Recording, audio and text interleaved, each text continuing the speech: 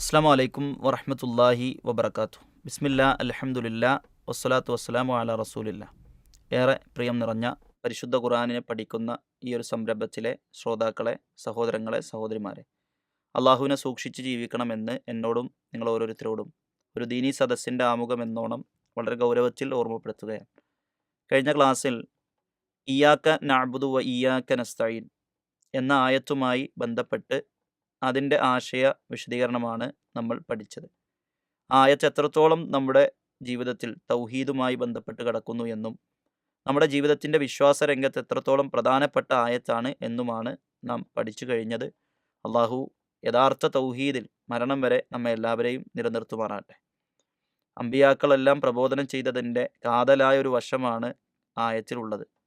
കാരണം ഇബാദത്ത്, ഇസ്തിആനത്ത്, ഇത് തൗഹീദിലെ കാതലായ രണ്ട് കാര്യങ്ങളാണ്. തൗഹീദ് എന്നതാണ് അമ്പിയാക്കൾ പ്രബോധനം ചെയ്തത്. ആ തൗഹീദിൻ്റെ ഏറ്റവും പ്രധാനപ്പെട്ട രണ്ട് വശങ്ങളാണ് ഇബാദത്ത്, ഇസ്തിആനത്ത്. അതാണ് ആ ആയത്തിൽ നിറഞ്ഞു നിൽക്കുന്നത്. അതിൻ്റെ ഒരു ഓരത്തൂടെയാണ് നമ്മൾ ചർച്ച ചെയ്ത് കഴിഞ്ഞിട്ടുള്ളൂ. ഒരുപാട് നമുക്ക് പഠിക്കാനുണ്ട്. നമ്മൾക്കുള്ള ഒരു താക്കോലാണ് കയ്യിലുള്ളൂ.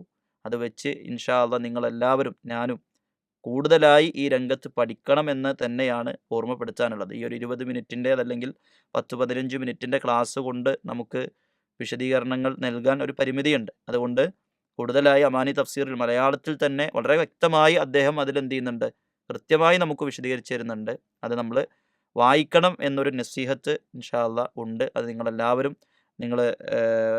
വായിക്കണം എന്നുള്ളതാണ് എനിക്ക് സൂചിപ്പിക്കാനുള്ളത്. അള്ളാഹു സുബ്ഹാനഹു വ തആല അത് വായിക്കാനും അത് മനസ്സിലാക്കാനും നമുക്ക് തൗഫീക്ക് നൽകി അനുഗ്രഹിക്കുമാറാകട്ടെ. ഇന്ന് ഇഹ്ദിന സിറാത്തൽ മുസ്തഖീം എന്ന ആയത്താണ് നാം വിശദീകരിക്കാൻ ഉദ്ദേശിക്കുന്നത്. ഞാൻ കഴിഞ്ഞ ക്ലാസ്സിൽ പറഞ്ഞു വെച്ചു, എല്ലാ സഹായത്തേട്ടവും അള്ളാഹുവിനോടാണ്. നമുക്ക് എന്തും ചോദിക്കാനുള്ളത് അള്ളാഹിനോടാണ്. പക്ഷെ ഒരു മനുഷ്യൻ ചോദിക്കുന്നതിൽ വെച്ച് ഏറ്റവും പ്രധാനപ്പെട്ട, റബ്ബിനോട് ചോദിക്കുന്ന സഹായങ്ങളിൽ ഏറ്റവും പ്രധാനപ്പെട്ട സഹായമാണ് അള്ളാഹുവെ ഹിദായത്തിൽ ഞങ്ങളെ നിലനിർത്തണേ എന്നുള്ളത്. നേരായ ചൊവ്വായ മാർഗത്തിൽ ഞങ്ങൾക്ക് അതിലേക്ക് ഞങ്ങളെ വഴി നടത്തണേ എന്ന പ്രാർത്ഥന, എന്ന സഹായ തേട്ടം, അത് വളരെ പ്രധാനപ്പെട്ടതാണ്. അതുകൊണ്ടാണ് ഈ ഒരു ആയത്ത് നമ്മൾ ഇത്രത്തോളം റബ്ബിനെ വാഴ്ത്തി. അള്ളാഹു മാലിക്കാണെന്ന് പറഞ്ഞു, അള്ളാഹു റബ്ബുൽ ആലമാണെന്ന് പറഞ്ഞു, അള്ളാഹു റഹ്മാനാണ് റഹീമാണെന്ന് പറഞ്ഞു, അള്ളാഹുവിനെ മാത്രമേ ഞങ്ങൾ ആരാധിക്കുകയുള്ളൂ എന്ന് പറഞ്ഞു, അള്ളാഹുവിനോട് മാത്രമേ ഞങ്ങൾ സഹായം തേടുകയുള്ളൂ എന്ന് പറഞ്ഞു. എന്നിട്ട് നമ്മൾ അള്ളാഹിൻ്റെ മുമ്പിൽ ഒരു ആവശ്യം വെക്കുകയാണ്. അതാണ് അള്ളാഹ് പറഞ്ഞത്, ഹദാ ബൈനി വബൈന അബ്ദി ഇയ്യാക നഅ്ബുദു വഇയ്യാക നസ്തഈൻ എന്ന് പറയുമ്പോൾ ഇത് എൻ്റെയും എൻ്റെ അടിമക്കും ഇടയിലുള്ള ഒരു കരാറാണ്. ഇനി എൻ്റെ അടിമ ചോദിക്കുന്നത് എൻ്റെ അടിമക്ക് ഞാൻ കൊടുക്കും. അപ്പോഴാണ് നമ്മൾ ചോദിക്കുന്നത് ഇഹ്ദിന സിറാത്തൽ മുസ്തഖീം, ഞങ്ങളെ ചൊവ്വായ മാർഗത്തിൽ വഴി നടത്തണേ. സഹോദരങ്ങളെ, എന്താണ് ഇഹ്ദിന സിറാത്തൽ മുസ്തഖീം എന്ന ആയത്തിൻ്റെ വിശദീകരണം എന്ന് നമുക്ക് ഇൻഷാ അല്ലാഹ് ഇന്ന് മനസ്സിലാക്കാം. ഇവിടെ ഹുദ അതല്ലെങ്കിൽ ഹദ എന്നതിൻ്റെ അമ്രു ഫെയിലായിട്ടാണ്, കൽപ്പന ക്രിയയായിട്ടാണ് ഇഹ്ദി എന്നത് വന്നിട്ടുള്ളത്. നീ ഞങ്ങളെ വഴി നടത്തണേ. ഇത് അള്ളാഹുവിനോടാകുമ്പോൾ ഒരു പ്രാർത്ഥനയാണ്. കാരണം അള്ളാഹു സുബ്ഹാനഹു വ തആല നമ്മൾ കൽപ്പിക്കാനുള്ളതല്ല. അള്ളാഹുവിനോട് നമ്മളൊരു കൽപ്പനാ സ്വരത്തിൽ എന്ത് ചോദിക്കുമ്പോഴും അതൊരു പ്രാർത്ഥനയാണ്. അല്ലാഹുമ്മ ഗഫിർലി, അള്ളാഹ് നിനക്ക് പുറത്തു തരണേ. നമ്മൾ ബാഹ്യാർത്ഥത്തിൽ നോക്കുമ്പോൾ ഒരു കൽപ്പനയാണെങ്കിലും അതൊരു പ്രാർത്ഥനയാണ്. നേരെ മറിച്ച് നമ്മളൊരു കുട്ടിയോട് പറയുകയാണെങ്കിൽ അത് എനിക്കെടുത്തു കാട്ട് എന്ന് പറയുമ്പോൾ അതൊരു കൽപ്പനയായി മാറും. അത് അറബി ഭാഷയിൽ, സാഹിത്യത്തിൽ നമ്മൾ പഠിക്കേണ്ട വേറൊരു രീതിയാണ്. ഞാൻ അതിലേക്ക് കടക്കുന്നില്ല. ഏതായാലും ഹിദായത്ത് എന്നതിന്, ഹിദായത്ത്, ഹുദ എന്നതിനൊക്കെ മലയാളത്തിൽ പറയുക സൗമ്യമായി അറിയിക്കുക, അതേപോലെ തന്നെ മാർഗദർശനം നൽകുക, വഴി കാട്ടുക, വഴിയിൽ ചേർക്കുക, നിർദ്ദേശം നൽകുക, ഇങ്ങനെയുള്ള അർത്ഥങ്ങളാണ് ഹിദായത്ത്, ഹുദ എന്നതിന് മലയാളത്തിൽ നമുക്ക് പറയാൻ കഴിയുക. സൗമ്യമായി അറിയിക്കുക, മാർഗദർശനം നൽകുക, വഴി കാട്ടുക, വഴിയിൽ ചേർക്കുക, അതേപോലെ തന്നെ നിർദ്ദേശം നൽകുക. ഇതാണ് മലയാളത്തിൽ ഹിദായത്ത്, ഹുദ എന്നതിനൊക്കെ സാധാരണ പരിഭാഷയിൽ കാണാനുള്ളത്. ഇതിൻ്റെ നേരെ വിപരീത അർത്ഥമാണ് ലൊലാലത്ത്. ലൊലാലത്ത് എന്നൊക്കെ പറഞ്ഞാൽ അഥവാ വഴികേട്, തെറ്റിപ്പോവുക എന്നതൊക്കെയാണ് ലൊലാലത്തിൻ്റെ അർത്ഥം. ഇവിടെ ഹിദായത്ത് എന്നത് നമ്മൾ മനസ്സിലാക്കുമ്പോൾ ഖുർആനിൽ 2 ഹിദായത്തിൻ്റെ പ്രയോഗങ്ങളുണ്ട്. ഹിദായത്ത് എന്ന പദം ഖുർആനിൽ 2 അർത്ഥത്തിൽ പ്രയോഗിച്ചിട്ടുണ്ട്. ഇത് മനസ്സിലാക്കാത്ത ഒരാളെ സംബന്ധിച്ചിടത്തോളം വലിയ ആശയക്കുഴപ്പത്തിൽ പോയി പെടും. അഥവാ ഖുർആനിൽ ഒരു അർത്ഥമുള്ളത് ഹിദായത്തിന് മാർഗദർശനം നൽകുക, വഴി കാട്ടുക എന്ന അർത്ഥമാണ്. രണ്ടാമത്തെ അർത്ഥം സന്മാർഗത്തിലാക്കുക അഥവാ നേർവഴിയിൽ ചേർക്കുക. ഈ രണ്ട് അർത്ഥം നമ്മൾ ഖുർആനിൽ നിന്ന് കൃത്യമായി ബോധ്യപ്പെട്ടിട്ടില്ലെങ്കിൽ നമുക്ക് ഖുർആനിൽ വൈരുദ്ധ്യം തോന്നും. അതുകൊണ്ട് ഹിദായത്തിന് രണ്ടർത്ഥമുണ്ട്. ദലാലത്ത്, തൗഫീഖ് എന്നൊക്കെ പറയും അറബിയിൽ. മലയാളത്തിൽ പറയുക ഹിദായത്തുൽ ഇർഷാദ് എന്ന അറബിയിൽ പറയും ഒരു ഹിദായത്ത്. അതേപോലെ ഹിദായത്തു തൗഫീഖ്. ഹിദായത്തുൽ ഇർഷാദ് എന്ന് പറയുന്നതിനാണ് സാധാരണ നന്മയിൽ മാർഗദർശനം നൽകുക, അതേപോലെ തന്നെ വഴി കാട്ടുക. അതൊക്കെ ഹിദായത്തുൽ ഇർഷാദാണ്. രണ്ടാമത്തെ അർത്ഥം ഹിദായത്ത് തൗഫീഖാണ്. അഥവാ മാർഗദർശനം നൽകുക എന്ന അർത്ഥമല്ല, മറിച്ച് സന്മാർഗത്തിലാക്കുക, സന്മാർഗം നൽകുക എന്ന അർത്ഥമാണ്. ഇത് നമുക്ക് കൃത്യമായി ആയത്തുകളിൽ നിന്ന് മനസ്സിലാക്കാൻ കഴിയും, വേർതിരിച്ച് മനസ്സിലാക്കാൻ കഴിയും. വിശുദ്ധ ഖുർആനിൽ സൂറത്തു സജദയുടെ ഹാമീൻ സജദയുടെ 17-ാമത്തെ ആയത്തിൽ അള്ളാഹു പറഞ്ഞു, വ അമ്മാ സമൂദു ഫഹദൈനാഹും ഫസ്തഹബ്ബുൽ അമാ അലൽ ഹുദ. സമൂദ് ഗോത്രത്തിന് അള്ളാഹു ഹിദായത്ത് കൊടുത്തു എന്നാണ്. ആ ഹിദായത്ത് എന്താണ്? അവർക്ക് നേർവഴി കാണിച്ചു കൊടുത്തു എന്നാണ്, നേർവഴിയിലാക്കി എന്നല്ല. നേരായ മാർഗദർശനം നൽകി. പക്ഷെ അവരെന്ത് ചെയ്തു? ആ മാർഗദർശനത്തിന് തെറ്റിപ്പോയി. അതാണ് ആദ്യത്തെ പറഞ്ഞ ഹിദായത്ത്, ഹിദായത്തു ദലാലത്ത്, ഇർഷാദ് എന്നൊക്കെ പറയുന്നത്. രണ്ടാമത്തേതോ അള്ളാന്റെ റസൂലിനോട് അള്ളാഹു പറയാണ്, ഇന്നക ലാ തഹ്ദീ മൻ അഹ്ബബ്ത, ഇന്നക ലാ തഹ്ദീ മൻ അഹ്ബബ്ത. റസൂലെ, നിനക്ക് ഇഷ്ടമുള്ളവരെ നിനക്ക് എന്ത് ചെയ്യാൻ കഴിയില്ല? ഹിദായത്തിലാക്കാൻ കഴിയില്ല. സൂറത്തു ഖസസിന്റെ 56-ാമത്തെ ആയത്താണ്. ഇതെന്താ ഇവിടെ പറഞ്ഞ ഹിദായത്ത്? ഇവിടെ പറഞ്ഞ ഹിദായത്ത് ഹിദായത്ത് തൗഫീഖാണ്, അഥവാ സന്മാർഗത്തിലാക്കുക എന്നുള്ളതാണ്. നബി സ്വല്ലല്ലാഹു അലൈഹി വസല്ലമയുടെ മുത്താപ്പ മരണപ്പെട്ടപ്പോൾ നബി കരഞ്ഞല്ലോ.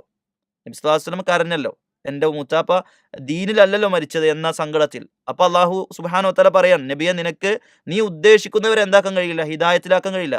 ആ ഹിദായത്തിന്റെ അർത്ഥം സന്മാർഗത്തിലാക്കുക എന്നർത്ഥം. എന്നാൽ മറ്റൊരു ആയത്തിലുണ്ട്, വൈന്നക തഹ്ദി ഇലാ സിറാത്തുൽ മുസ്തഖീം, നബിയെ, നിങ്ങൾ സിറാത്തുൽ മുസ്തഖീമിലേക്ക് ഹിദായത്ത് കാട്ടുന്നു. ആ ഹിദായത്തിന്റെ അർത്ഥം എന്താണ്? അത് ഹിദായത്തു ദലാലത്താണ്, നേർമാർഗം അറിയിക്കുക എന്നുള്ളതാണ്. അപ്പൊ അറിയിച്ചു കൊടുക്കാൻ നബിക്ക് കഴിയും, സന്മാർഗത്തിലാക്കാനോ അത് അള്ളാഹ്ക്കേ കഴിയുള്ളൂ. നമ്മുടെ നാട്ടിൽ ചില ആളുകൾ ഇഹ്ദിന സിറാത്തുൽ മുസ്തഖീം എന്നുള്ളത് പോലും അല്ലേ, അതുപോലും ചില ആളുകളോട് വിളിച്ചു പ്രാർത്ഥിക്കാം, അവരോട് തേടാം എന്ന് പറഞ്ഞ ആളുകളുണ്ട്. നമ്മൾ മനസ്സിലാക്കണം, അള്ളാന്റെ റസൂലിനോട് അള്ളാഹു പറയാണ്, ഇന്നക ലാ തഹ്ദീ മൻ അഹ്ബബ്ത, റസൂലെ, നിനക്ക് എന്ത് ചെയ്യാൻ കഴിയില്ല? നീ ഇഷ്ടപ്പെട്ടവരെ ഹിദായത്തിലാക്കാൻ കഴിയില്ല. ആ ഹിദായത്താണ് ഇഹ്ദിന സിറാത്തുൽ മുസ്തഖീം എന്ന ഹിദായത്ത്. മനസ്സിലായോ? അപ്പൊ അതുകൊണ്ട് ഹിദായത്ത് രണ്ട് നിലക്കുണ്ട്, ഹിദായത്ത് ദലാലത്ത് വൽ ഇർഷാദ്, ഹിദായത്ത് തൗഫീഖ്. ഇത് നമ്മൾ മനസ്സിലാക്കാത്തിടത്തോളം നമുക്ക് ഖുർആനിൽ വൈരുദ്ധ്യമാണെന്ന് തോന്നും. വൈരുദ്ധ്യമല്ല, അത് നമ്മുടെ അറിവില്ലായ്മയാണ് എന്ന് നമ്മൾ മനസ്സിലാക്കുക. ഇനി ഹിദായത്ത് ഏതൊക്കെ മാർഗത്തിൽ കിട്ടും? അത് അള്ളാഹുവിന് മാത്രമേ അറിയൂ. ഒരു മനുഷ്യന് ഹിദായത്ത് കിട്ടുക എന്നുള്ളത് പല മാർഗത്തിലൂടെ ആയിരിക്കും, നമുക്ക് അറിയില്ല. അത് അള്ളാഹിന്റെ അനുഗ്രഹമാണ്. വമാബിക്കും, അള്ളാഹു സുബ്ഹാനഹു വ തആല പറഞ്ഞില്ലേ, വഇൻ തഉദ്ദു നിഅമത്തല്ലാഹി ലാ തുഹ്സുഹ, അള്ളാഹിന്റെ നിഅമത്തുകൾ നിങ്ങൾ ക്ലിപ്തപ്പെടുത്താതിരുന്ന നിങ്ങൾക്ക് കഴിയൂല. അപ്പൊ അള്ളാഹിന്റെ നിഅമത്താണ് ഹിദായത്ത് അറിയിച്ചു തരിക എന്നുള്ളത്. അത് ഏതൊക്കെ മാർഗത്തിലൂടെ ഉണ്ടെന്ന് നമുക്ക് അറിയില്ല. എന്നാലും ഇമാം ബൈളാവി, അതേപോലെ തന്നെ ഇമാം റാഗിബിനെ പോലെയുള്ള റഹിമഹുല്ലാ, ഇവരെ പോലെയുള്ള പണ്ഡിതന്മാർ ചില കാര്യങ്ങൾ നമുക്ക് കാണിച്ചു തരുന്നുണ്ട്. അത് അമാനി മൗലവി റഹിമഹുല്ലാ അദ്ദേഹത്തിന്റെ തഫ്സീർ പറയുന്നുണ്ട്. അത് ഏതായാലും നമുക്ക് ഇവിടെ സൂചിപ്പിക്കാം. ഒന്നാമതായി, നമുക്ക് ജീവിത ആവശ്യങ്ങൾ, നമ്മുടെ ജീവിതത്തിൽ നിർവഹിക്കാനുള്ള കാര്യങ്ങൾ, അതേപോലെ തന്നെ വിശേഷ ബുദ്ധി, അങ്ങനെയുള്ള കാര്യങ്ങളൊക്കെ, നമ്മുടെ കാര്യങ്ങളൊക്കെ ചെയ്തു പോകാൻ, ഒരു മനുഷ്യൻ എന്നുള്ള നിലക്ക് നമുക്ക് നമ്മുടെ ജീവിതാവശ്യങ്ങളും മറ്റു കാര്യങ്ങളൊക്കെ ചെയ്തു പോകാനുള്ള ഒരു ഹിദായത്ത് ഉണ്ട്. അതാണ് മൂസാ നബി അലൈഹി സ്വലാത്തു വസ്സലാമയോട് നിന്റെ റബ്ബ് ആരാണെന്ന് ചോദിക്കുമ്പോൾ മൂസാ നബി പറയുന്നുണ്ടല്ലോ, റബ്ബുനല്ലദീ അഅ്താ കുല്ല ഷൈഇൻ ഖൽഖഹു സുമ്മ ഹദാ, എല്ലാത്തിനും വേണ്ട രൂപത്തിൽ സൃഷ്ടിപ്പ് നൽകി പിന്നെ അതിനെ ഹിദായത്തിലാക്കിയ റബ്ബ് എന്നാണ്. എന്താ ഹിദായത്ത്? സൂറത്ത് ത്വാഹയുടെ 50-ാമത്തെ ആയത്താണ്. എന്താ അവിടെ പറഞ്ഞ ഹിദായത്ത്? അത് ഓരോ ജീവിക്കും അതിന് ജീവിക്കേണ്ട മാർഗങ്ങൾ കാണിച്ചു കൊടുത്തിട്ടുണ്ട്. അത് അള്ളാഹു സുബ്ഹാനഹു വ തആല തന്നെയാണ് കാണിച്ചിട്ടുള്ളത്. രണ്ടാമത്തൊന്ന്, സത്യാസത്യങ്ങൾ, അതേപോലെ തന്നെ നന്മ തിന്മകൾ തിരിച്ചറിയാനുള്ള തെളിവുകൾ, അങ്ങനെയുള്ള തെളിവുകൾ നമുക്ക് മുമ്പിൽ കാണിച്ചു തരിക, അതൊരു ഹിദായത്താണ്. അതാണ് വിശുദ്ധ ഖുർആൻ സൂറത്തു ബലദിൽ 10-ാമത്തെ ആയത്തിൽ പറഞ്ഞത്, വഹദൈനാഹു നജ്ദൈൻ, രണ്ടു മാർഗങ്ങൾ അവർക്ക് നാം കാണിച്ചു കൊടുത്തു. ആ ഹദൈനാഹു എന്ന് പറഞ്ഞാൽ ആ ഹിദായത്ത് ഏതാണ്? സത്യവും അസത്യവും ഏതാണ്, നന്മയും തിന്മയും ഏതാണ് എന്ന് തിരിച്ചറിയാനുള്ള തെളിവുകൾ അത് അള്ളാഹു എന്ത് ചെയ്തിട്ടുണ്ട്? നമുക്ക് കാണിച്ചു തന്നിട്ടുണ്ട്. അതാണ് വേറൊരു ഹിദായത്ത്. മൂന്നാമത്തെ ഒരു ഹിദായത്തിന്റെ മാർഗം പ്രവാചകന്മാരിലൂടെ, വേദഗ്രന്ഥങ്ങളിലൂടെ കിട്ടുന്നതാണ്. അതും അള്ളാഹു സുബ്ഹാനഹു വ തആല സൂറത്തു അംബിയാന്റെ 73-ൽ പറഞ്ഞു, വജഅൽനാഹും അഇമ്മതൻ യഹ്ദൂന ബിഅംരിനാ, അവരിൽ അഇമ്മത്തിനെ അള്ളാഹു അവിടെ വെച്ചു എന്നുള്ളതാണ്. അള്ളാഹുവിൻ്റെ കൽപ്പന പ്രകാരം അവരെന്ത് ചെയ്യുന്നു? വഴി കാട്ടുന്നു. ആ ഹിദായത്ത് അമ്പിയാക്കളിലൂടെ അള്ളാഹു കൊടുക്കുന്ന, അഥവാ നേർമാർഗം വേദഗ്രന്ഥങ്ങൾ മുഖേനയൊക്കെ അള്ളാഹു കാണിച്ചു തരുന്ന ഹിദായത്താണ്. നാലാമത്തെ ഒന്ന്, സന്മാർഗത്തിലുള്ള സച്ചരികളായ ആളുകൾ അഥവാ നേരായ മാർഗത്തിൽ ജീവിക്കുന്ന മനുഷ്യർക്ക് അള്ളാഹു കൊടുക്കുന്ന തൗഫീക്ക്, അതൊരു ഹിദായത്താണ്. അതാണ് വിശുദ്ധ ഖുർആനിൽ അള്ളാഹു സുബ്ഹാനഹു വ തആല പറഞ്ഞു, വല്ലദീന ഇഹ്തദൗ സാദഹും ഹുദ. ഹിദായത്തിലായ ആളുകൾക്ക് അള്ളാഹു ഹുദ വർദ്ധിപ്പിച്ചു കൊടുത്തു. ആ ഹുദ എന്താണ്? തൗഫീഖ് എന്ന അർത്ഥത്തിലാണ്. അതേപോലെ തന്നെ സൂറത്തു അൻകബൂത്തിന്റെ 69, വല്ലദീന ജാഹദു ഫീന ലനഹ്ദിയന്നഹും സുബുലന. നമ്മുടെ മാർഗത്തിൽ ജിഹാദ് ചെയ്യുന്നവർക്ക് അള്ളാഹു എന്ത് ചെയ്യും? അള്ളാഹുവിന്റെ മാർഗത്തിലേക്ക് വഴികാട്ടും. ആ ഹിദായത്ത് തൗഫീഖ് എന്ന ഹിദായത്താണ്. അതേപോലെ തന്നെ വിശുദ്ധ ഖുർആനിൽ അള്ളാഹു സുബ്ഹാനഹു വ തആല സൂറത്തു മുഹമ്മദിൽ പറയുന്നുണ്ട്, അഥവാ പരലോകത്ത് വെച്ച് സ്വർഗീയ ജീവിതം, അതേപോലെ മഹാസൗഭാഗ്യങ്ങൾ, ഇതൊക്കെ നൽകുന്നത് മുഖേന ഒരാൾക്കൊരു ഹിദായത്ത് കിട്ടാനുണ്ട്. പരലോകത്ത് ഒരു മനുഷ്യന് സ്വർഗീയ ജീവിതവും അതേപോലെ തന്നെ സൗഭാഗ്യങ്ങളും അള്ളാഹുവിന്റെ മുമ്പിൽ നിന്ന് കിട്ടുന്നുണ്ട്. അതിനെയാണ് അള്ളാഹു സുബ്ഹാനഹു വ തആല പറഞ്ഞത്, സയഹ്ദീഹിം വയുസ്ലിഹ് ബാലഹും വയുദ്ഖിലുഹുമുൽ ജന്ന. അവരെ അവസ്ഥ നന്നാക്കും, അവരെ ഹിദായത്തിലാക്കും എന്ന് അള്ളാഹു പറയുന്നുണ്ട്. അവരെ സ്വർഗത്തിൽ പ്രവേശിക്കും. ഇതൊക്കെ എന്താണ്?